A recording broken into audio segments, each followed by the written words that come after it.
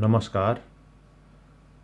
मगर खाम भाषा लेखनमा विद्यमान जटिल समस्यालाई मात्रै 3वटा विधिको प्रयोगले समाधान गर्न सकिन्छ भनेर मैले यसभन्दा पहिलेको भिडियोमा पनि चर्चा गरिसकेको छु, जसमा मोटो स र पेटकाटे सको परिमार्जन साथै कोलोन र थोप्लो अर्थात् फुल स्टपको प्रयोगले खाम भाषामा विद्यमान लेखनको समस्यालाई सहजै समाधान गर्न सकिन्छ भने विराम चिन्ह अर्थात् पङ्क्चुएसन मार्कको सही प्रयोगले खाम भाषाका कतिपय शब्दहरूलाई भावार्थ बिना थप प्रष्ट रूपमा बुझिने गरी लेख्न सकिन्छ।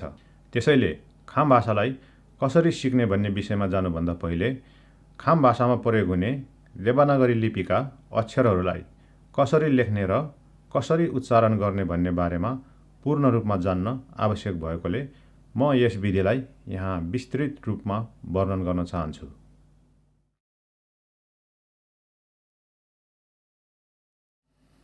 जुनै पनि भाषामा लेख्दाखेरि कतिपय शब्दहरूलाई वाक्यको भावार्थ अनुसार त्यसको अर्थ बुझ्ने गरिन्छ र त्यही मुताबिक लेखिएको शब्दको उच्चारण पनि गरिन्छ।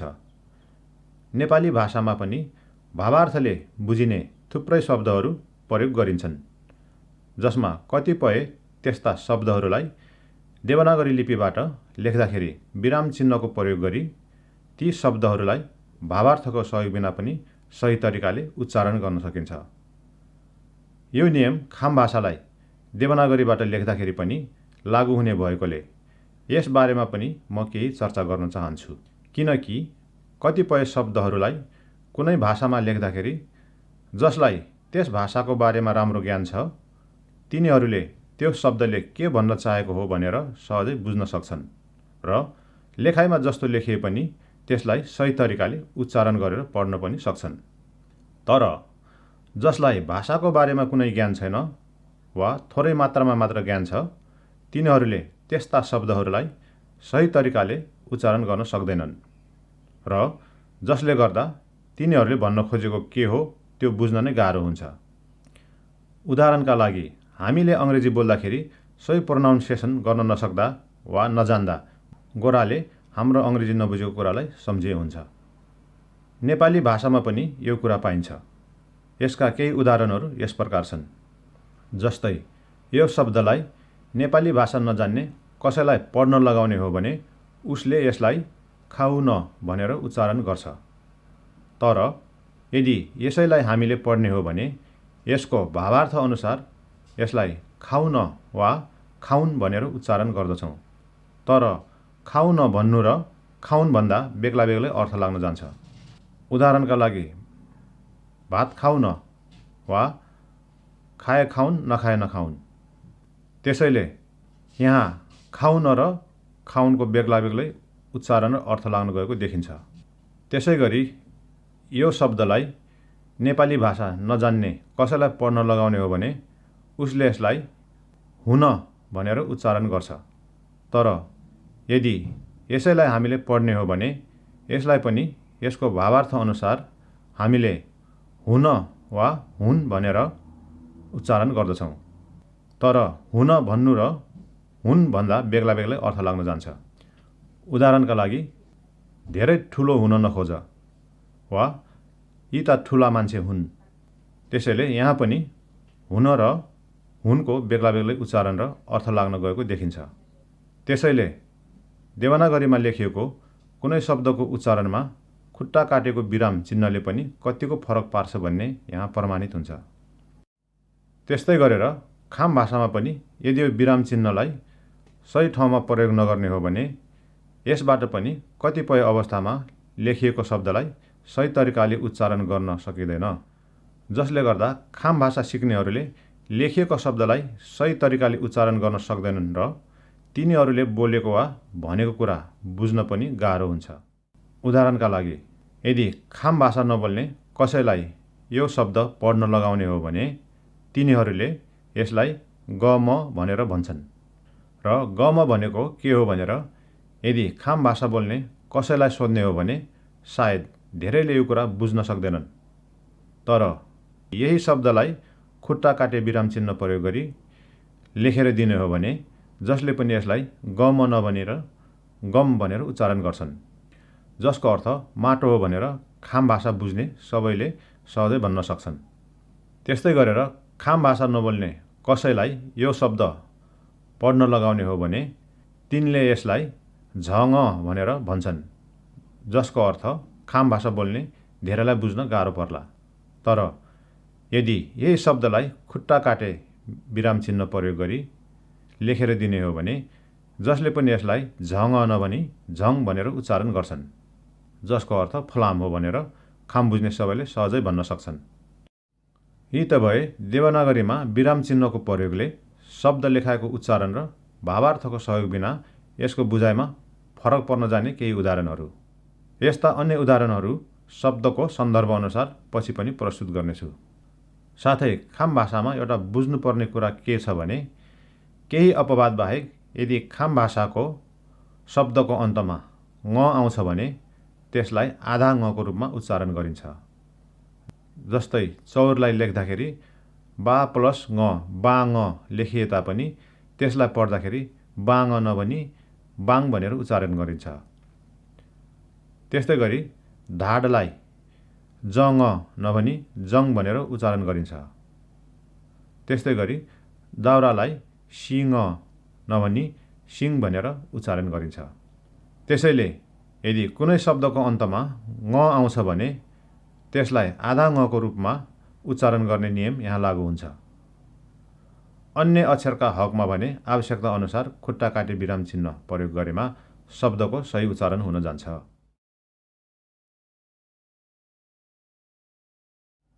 अब म ज र ह उच्चारण हुने स्वरहरूका बारेमा थप चर्चा गर्न चाहन्छु। यसको लागि सबैभन्दा पहिले खाम भाषामा प्रयोग गरिने हरेक अक्षरलाई कसरी लेख्ने र कसरी उच्चारण गर्ने भन्ने बारेमा बुझ्न जरुरी छ, जसमा स्वर वर्णहरूको लेखन र उच्चारणमा खासै कुनै फेरबदल गर्नु नपरे पनि व्यञ्जन वर्णको लेखन र उच्चारणमा भने केही परिमार्जन र फेरबदल गर्नुपर्ने हुन्छ। जसअनुसार व्यञ्जन वर्ण मध्येका यहाँ रातोमा लेखिएका अक्षरहरू खाम भाषा लेखनका लागि आवश्यक छैनन् भने पहेँलोमा देखाएका अक्षरहरू पनि खासै प्रयोग हुँदैनन् र हरियोमा लेखिएका अक्षरहरूको लेखाइ र उच्चारणमा कुनै फेरबदल गर्नु पर्दैन, जसको बारेमा मैले यसभन्दा पहिलेका भिडियोहरूमा पनि चर्चा गरिसकेको छु। त्यसैले यी अक्षरहरूको बारेमा म थप चर्चा गर्न आवश्यक ठान्दैन र यदि तपाईहरूलाई यसबारेमा थाहा छैन भने कृपया यसभन्दा पहिलेको भिडियोहरू हेर्नुहोला। यस भिडियोमा म यहाँ हरियोमा लेखिएका बाहेक खाम भाषामा उच्चारण हुने अन्य 14वटा स्वर र उच्चारणहरूका बारेमा विस्तृत रूपमा वर्णन गर्न चाहन्छु, जसमा सर्वप्रथम खाम भाषा लेखनको लागि प्रयोग नहुने देवनागरी लिपि मध्येको मोटो सलाई खाम भाषामा उच्चारण हुने ज र पेट काटे सलाई झका रूपमा परिमार्जन गरेर चलाउने बारेमा पनि यसभन्दा पहिलेको भिडियोमा मैले व्याख्या गरिसकेको छु, जसलाई विस्तृत रूपमा यसरी बुझाउन चाहन्छु। नम्बर 1, ज। मोटो सलाई हामीले यहाँ परिमार्जन गरेर आधा स र जको सम्मिश्रण हुने गरी ज भनेर उच्चारण गरौँ। यसले जबाट उच्चारण हुने स्वरहरूको समस्यालाई समाधान गर्दछ। यसबाट बन्ने अन्य स्वर शब्दहरू यस प्रकार छन्, जस्तै ज, जा, जी, जु, जे, जै, जो, जौँ, जम। यसबाट बन्ने शब्दहरू र त्यसमा प्रयोग हुने विराम चिन्हहरू जस्तै जा अर्थात् बच्चा, जिने अर्थात् खाने, जुङ अर्थात् पिलो। यसमा ङको पछाडि खुट्टा काटे विराम चिन्ह प्रयोग भएकोले यसलाई रातोमा लेखिएको झैँ जुङ नभनेर ङलाई छट्याएर जुङ भनेर उच्चारण गर्ने।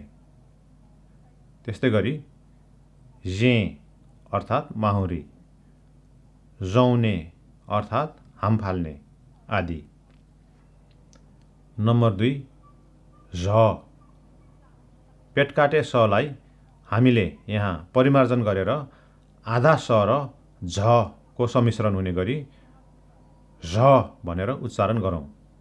यसले झबाट उच्चारण हुने स्वरहरूको समस्यालाई समाधान गर्दछ। यसबाट बन्ने अन्य स्वर शब्दहरू यस प्रकार छन्।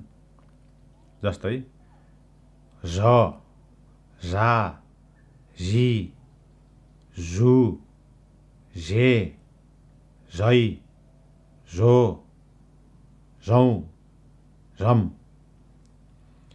यसबाट बन्ने शब्दहरू र त्यसमा प्रयोग हुने विराम चिन्हहरू जस्तै जार अर्थात् उत्तिसको रुख। यसमा पनि रको अन्तमा खुट्टा काटे विराम चिन्ह प्रयोग भएकोले यसलाई रातोमा लेखिएको जस्तो जार भनेर उच्चारण नगरी रलाई छोटो हुने गरेर जार भनेर उच्चारण गर्ने। त्यस्तै गरेर झिम अर्थात् घर। यसमा पनि ममा विराम चिन्हको प्रयोग भएकोले यसलाई रातोमा लेखिएको झैँ झिम भनेर उच्चारण नगरी मलाई छोटो हुने गरेर झिम भनेर उच्चारण गर्ने। त्यस्तै गरी झ्या अर्थात् बोक्सी, झ्याने अर्थात् खुवाउने, झिङ्ने अर्थात् जाडो हुने आदि। त्यस्तै गरेर खाम भाषामा ह उच्चारण हुने स्वरहरूका लागि कोलोनको प्रयोग गरेर ह उच्चारण हुने गरी लेख्न सकिने भन्ने बारेमा पनि यसभन्दा पहिलेको भिडियोमा मैले चर्चा गरिसकेको छु। ती ह उच्चारण हुने 12वटा अक्षरहरू र तिनको उच्चारणलाई विस्तृत रूपमा यसरी बुझाउन चाहन्छु। नम्बर 1 क। क को अगाडि कोलोन राखेर यसलाई आधा क र ह को सम्मिश्रण हुने गरी घ उच्चारण गर्ने। यसले क बाट उच्चारण हुने स्वरहरूको समस्यालाई समाधान गर्दछ। जसबाट बन्ने अन्य स्वर शब्दहरू यस प्रकार छन्। जस्तै क, का, की, कु, के, कै, को, कौ, कम। यसबाट बन्ने शब्दहरू र त्यसमा प्रयोग हुने विराम चिन्हहरू जस्तै का अर्थात् कुकुर, किने अर्थात् बोलाउने, कुर अर्थात् आँखा तर्ने। यसमा पनि र को अन्तमा खुट्टा काटे विराम चिन्ह प्रयोग भएकोले यसलाई रातोमा लेखिएको जस्तो कु र नभनेर रलाई छोट्याएर कुर भनेर उच्चारण गर्ने। त्यस्तै गरेर केने अर्थात् बाँच्ने, क्वाइने अर्थात् ओढाउने, उदाहरणको लागि कपडा लुगा ओढाउने आदि। नम्बर 2 ङ। ङ को अगाडि कोलोन राखेर यसलाई ङ उच्चारण गर्ने। यसले ङबाट उच्चारण हुने स्वरहरूको समस्यालाई समाधान गर्दछ। जसबाट बन्ने अन्य स्वर शब्दहरू यस प्रकार छन्। जस्तै ङ, ङा, ङी, ङु, ङे, ङै, ङो, ङौ, ङम। यसबाट बन्ने शब्दहरू र त्यसमा प्रयोग हुने विराम चिन्हहरू जस्तै ङल्ने अर्थात् निदाउने, ङर्ने अर्थात् गनाउने, ङा अर्थात् माछा वा अनुहार, ङाजुङ अर्थात् माछाको भुरा। यसमा ङको पछाडि खुट्टा काटे विराम चिन्ह प्रयोग भएकोले यसलाई रातोमा लेखिएको जस्तो ङाजुङ नभनेर ङलाई छोट्याएर ङाजुङ भनेर उच्चारण गर्ने। त्यस्तै गरेर ङोने अर्थात् भुट्ने, उदाहरणका लागि मकै भुट्ने। नम्बर 3 च। च को अगाडि कोलोन राखेर यसलाई झ उच्चारण गर्ने। यसले झबाट उच्चारण हुने स्वरहरूको समस्यालाई समाधान गर्दछ। जसबाट बन्ने स्वर शब्दहरू यस प्रकार छन्। जस्तै च, चा, ची, चु, चे, चै, चो, चौ, चम। यसबाट बन्ने शब्दहरू र त्यसमा प्रयोग हुने विराम चिन्हहरू जस्तै चम्ने अर्थात् काट्ने, चाङ्ने अर्थात् बल्ने, चिङ अर्थात् रस्सी वा डोरी। यसमा पनि ङको पछाडि विराम चिन्ह लागेकोले यसलाई पनि रातोमा लेखिएको जस्तो चिङ नभनेर ङलाई छट्याएर चिङ भनेर उच्चारण गर्ने। त्यस्तै गरेर चोने अर्थात् ताछ्ने, च्याने अर्थात् पखाल्ने, उदाहरणका लागि ऊन, कपडा पखाल्ने आदि। नम्बर 4 तको अगाडि कोलन राखेर यसलाई त उच्चारण गर्ने। यसले तबाट उच्चारण हुने स्वरहरूको समस्यालाई समाधान गर्दछ। जसबाट बन्ने अन्य स्वर शब्दहरू यस प्रकार छन्। जस्तै त, ता, ती, तु, ते, तै, तो, तौ, तम। यसबाट बन्ने शब्दहरू र त्यसमा प्रयोग हुने विराम चिन्हहरू जस्तै तन्ने अर्थात् बाक्लो हुने, उदाहरणका लागि पिठो मुछ्दाखेरि बाक्लो हुँदै जानु। ताने अर्थात् भत्किने, तिल अर्थात् थुक। यसमा पनि लको पछाडि विराम चिन्ह प्रयोग भएकोले यसलाई पनि रातोमा लेखिएको जस्तै तिल नभनेर ललाई छोटो गरेर तिल भनेर उच्चारण गर्ने। त्यस्तै गरेर तुरिने अर्थात् रगड्ने, तोने अर्थात् साट्ने आदि। नम्बर 5 नको अगाडि कोलन राखेर यसलाई न उच्चारण गर्ने। यसले नबाट उच्चारण हुने स्वरहरूको समस्यालाई समाधान गर्दछ। जसबाट बन्ने अन्य स्वर शब्दहरू यस प्रकार छन्।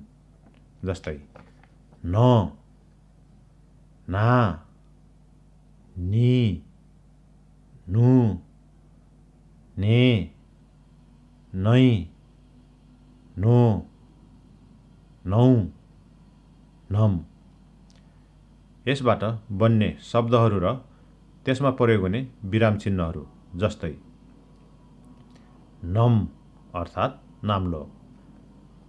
यसमा पनि मको पछाडि खुट्टा काटे विराम चिन्ह प्रयोग भएकोले यसलाई पनि रातोमा लेखिएको जस्तो नम नभनेर मलाई छोटो गरेर नम भनेर उच्चारण गर्ने।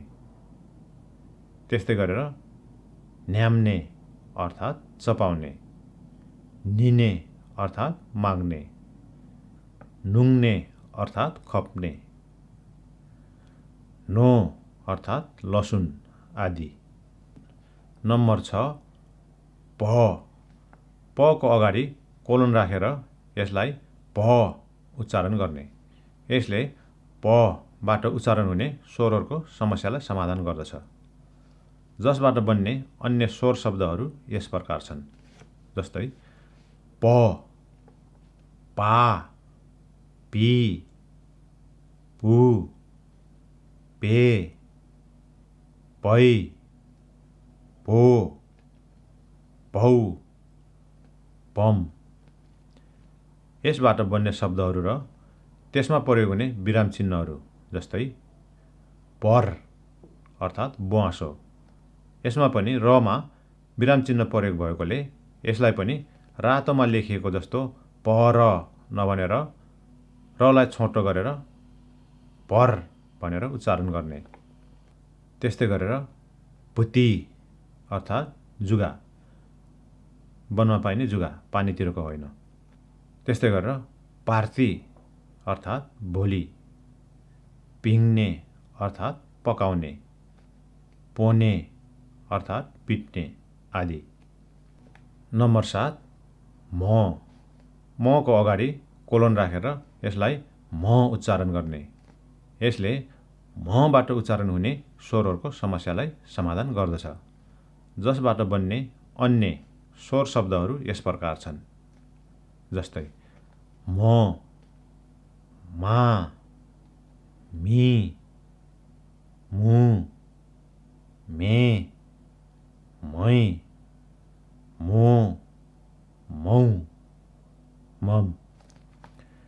यसबाट बन्ने शब्दहरू र त्यसमा प्रयोग हुने विराम चिन्हहरू जस्तै मङ अर्थात् जुँगा, यसमा पनि विराम चिन्ह प्रयोग भएकोले रातोमा लेखिएको जस्तो मङ नभनेर यसलाई पनि ngलाई छट्याएर मङ भनेर उच्चारण गर्ने।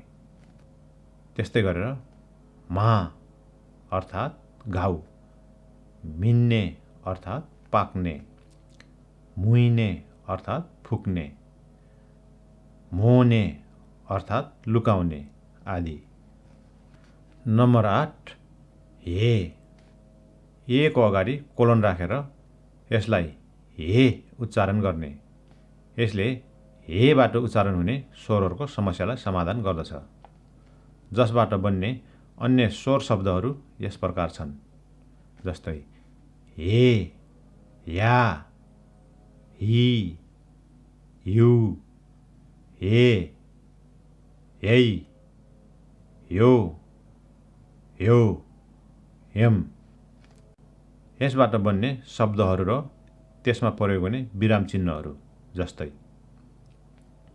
या अर्थात् मुख, यु अर्थात् बाँदर, हेर्ने अर्थात् दाउरा बाल्ने, हेङ अर्थात् जग्गा।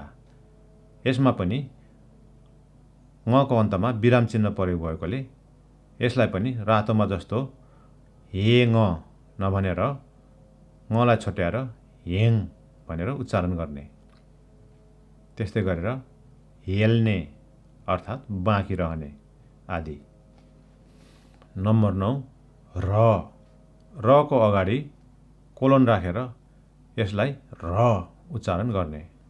यसले रबाट उच्चारण हुने स्वरहरूको समस्यालाई समाधान गर्दछ। जसबाट बन्ने अन्य स्वर शब्दहरू यस प्रकार छन् जस्तै र, रा, री, रु, रे, रै, रो, रौ, रम। यसबाट बन्ने शब्दहरू र त्यसमा प्रयोग हुने विराम चिन्हहरू जस्तै रम अर्थात् करङ। यसमा पनि मको अन्तमा विराम चिन्ह प्रयोग भएकोले यसलाई पनि रातोमा लेखिएको जस्तो र म नभनेर रम भनेर उच्चारण गर्ने। त्यस्तै गरेर री अर्थात् पानी, रु अर्थात् हड्डी, रैसिने अर्थात् खेल्ने, रो अर्थात् कुरा वा तर्क आदि। नम्बर 10 ल को अगाडि कोलन राखेर यसलाई ल उच्चारण गर्ने। यसले लबाट उच्चारण हुने स्वरहरूको समस्यालाई समाधान गर्दछ। जसबाट बन्ने अन्य स्वर शब्दहरू यस प्रकार छन् जस्तै ल, ला, ली, लु, ले, लै, लो, लौ, लम। यसबाट बन्ने शब्दहरू र त्यसमा प्रयोग हुने विराम चिन्हहरू जस्तै लङ अर्थात् पाप, लङ लाग्ने भनेको पाप लाग्ने भनेको। यसमा पनि ngको पछाडि विराम चिन्ह प्रयोग भएकोले यसलाई पनि रातोमा लेखिएको जस्तो लङ नभनेर लङ भनेर उच्चारण गर्ने।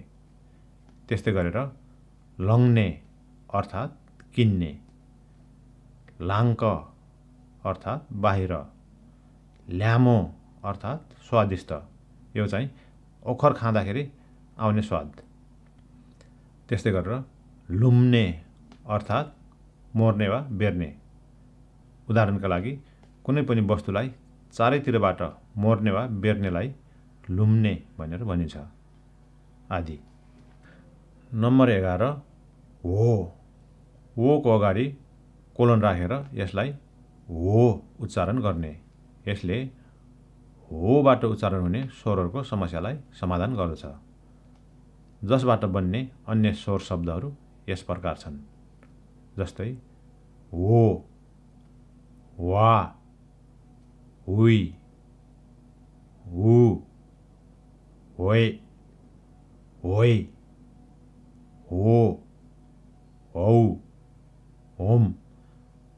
यसबाट बन्ने शब्दहरू र त्यसमा प्रयोग हुने विराम चिन्हहरू जस्तै वासक अर्थात् औषधि। यसमा पनि क को अन्तमा विराम चिन्ह प्रयोग भएकोले यसलाई रातोमा लेखिएको जस्तो वासक नभनेर कलाई छोट्याएर वासक भनेर उच्चारण गर्ने। त्यस्तै गरेर वाङ अर्थात् कम्मर।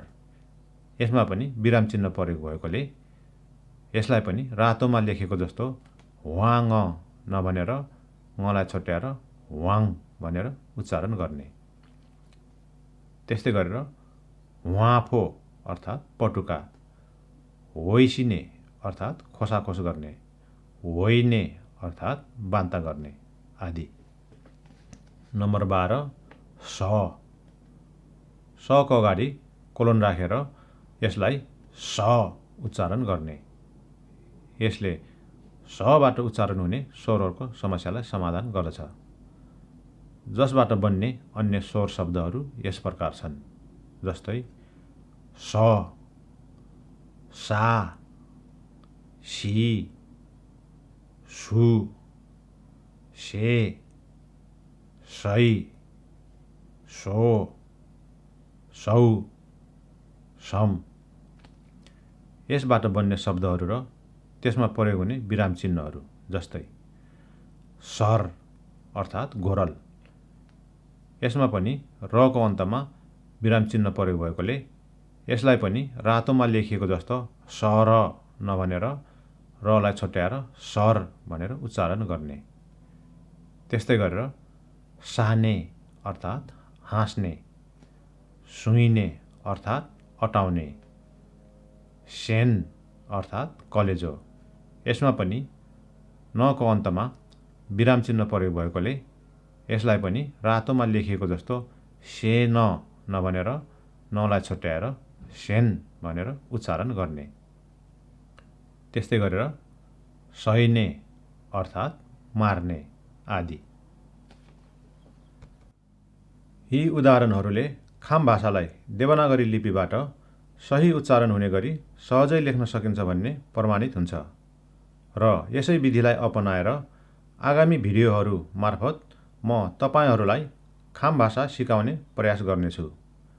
त्यसैले यदि तपाईहरू खाम भाषा सिक्ने चाहना राख्नुहुन्छ भने खाम भाषामा प्रयोग हुने यी 14वटा स्वर र उच्चारणहरूलाई बुझ्ने र सिक्ने प्रयास गर्नुहोला। यसका साथै विराम चिन्हको महत्त्वलाई पनि याद गर्ने प्रयास गर्नुहोला भनेर भन्न चाहन्छु। हवस् त, अर्को भिडियोमा फेरि भेटौँला। धन्यवाद।